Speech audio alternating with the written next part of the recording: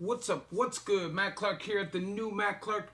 Just a video on the state of coronavirus and how it's affecting people that are locked in our system or on the street involved in the federal system. Stay tuned for a great video. The new Matt Clark. I need the peace, don't forget the money, man.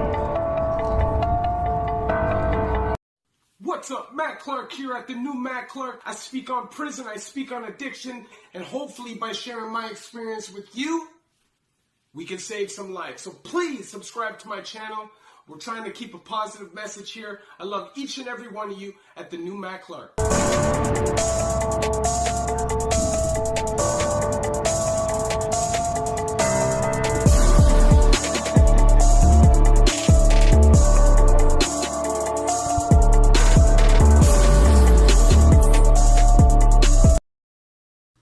So what's up? What's good? Matt Clark here at the new Matt Clark. How are each and every one of you doing on this amazing Monday?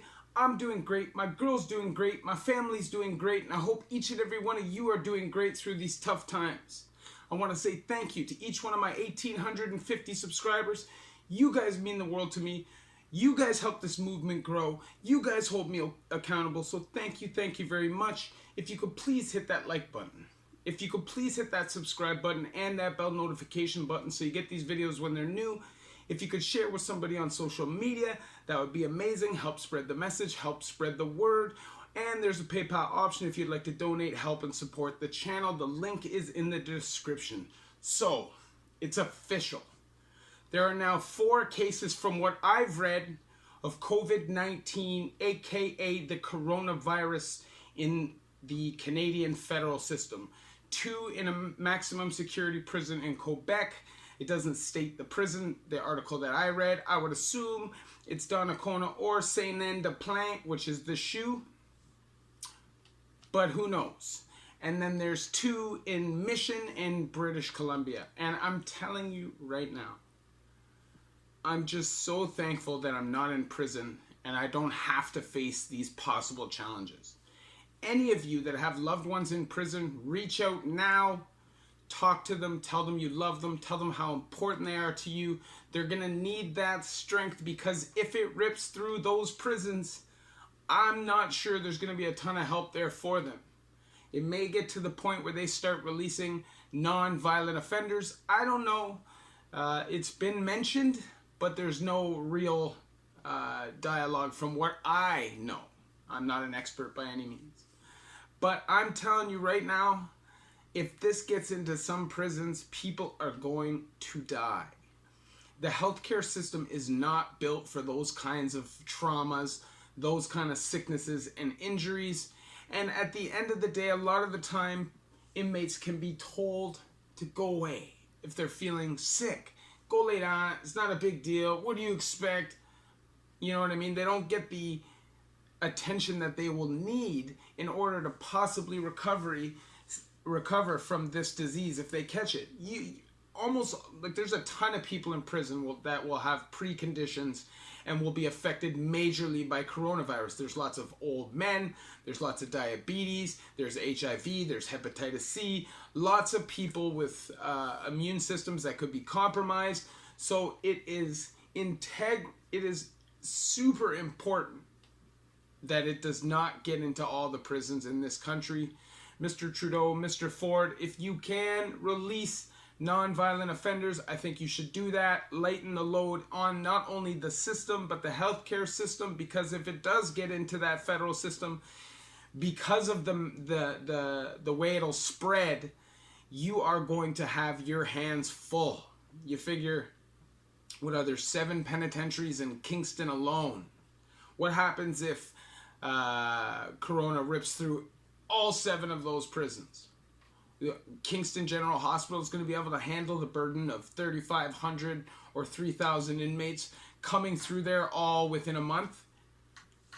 I'm not sure how many respirators there are in prisons, if there are any at all. I'm sure there's probably 1. But aside from that, who knows? There's no masks. There's no hand sanitizer because that's alcohol. Therefore, all they will have is soap and water, and who knows what other kind of protection. Now, I was in jail during the SARS epidemic in whatever year that was, and they shut off all the air circulation systems. The walls were sweating. It was really, really bad. It was gross. It was musky and musty and nasty. Just smelled like a bunch of sweaty men, and it was horrible being in there, locked down all day long, nothing to do. And I think that may come. You may, because the COs are a union, right? They always complain about their job safety, even when they're not in danger. So you can only imagine what they're going to do with coronavirus as leverage.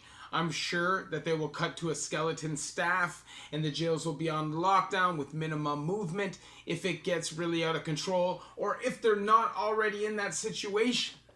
And from what I hear, it is also leaking out into the federal halfway house systems.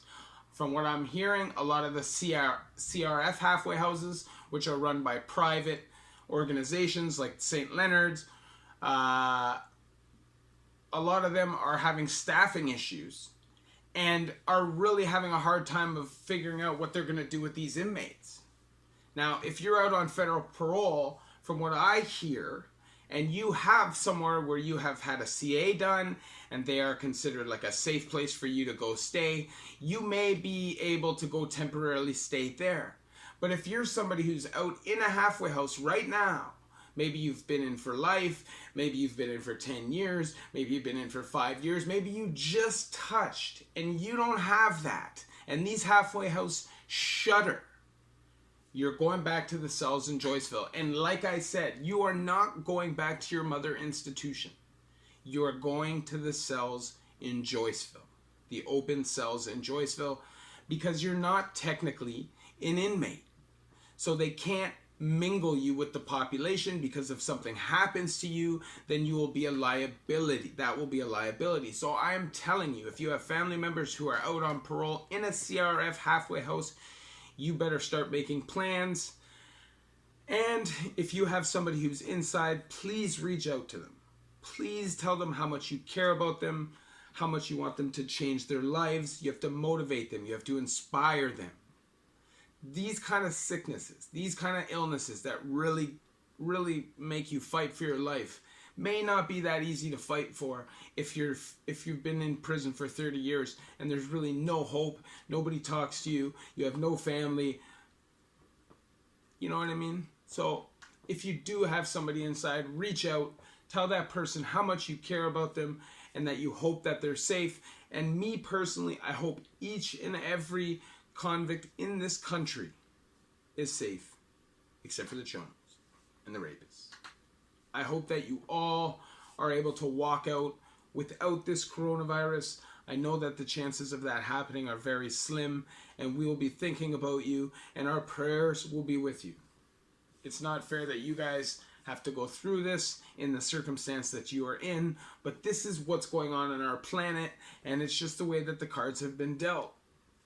The sad thing is, I don't know how much faith I have in CSC that they will do the right thing and keep everybody safe and, you know, really spare no expense to do that.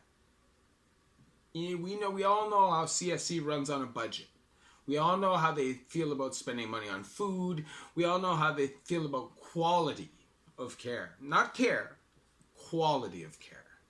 So what kind of quality of care will there be for people suffering from coronavirus?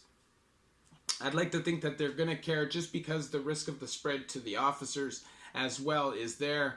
But who knows? Maybe possibly they're just going to shut everybody down, come in with their hazmat suits, and feed everybody like that. I could see something like that happening. Man, it's a tough time to have to be caught up in the system. I'm so thankful and grateful every day that I'm out right now. And I'm so thankful and grateful that my brother is out right now. And I really, really, really just want everybody who has family locked up to know that it does matter and they do matter and we're thinking about them. So if you like this video, please hit that like button.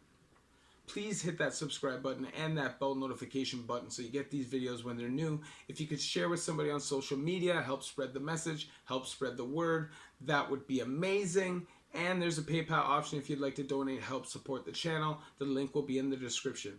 We do these videos for information purposes only. There's a lot of people that watch this channel that have people locked up that they care about, and they don't get the proper news. They feel like they don't get the proper information that they feel they need in order to feel or be able to go to bed at night. So that's what we're here for. We're here to try to bridge that gap and be the honest truth speakers when it comes to the system.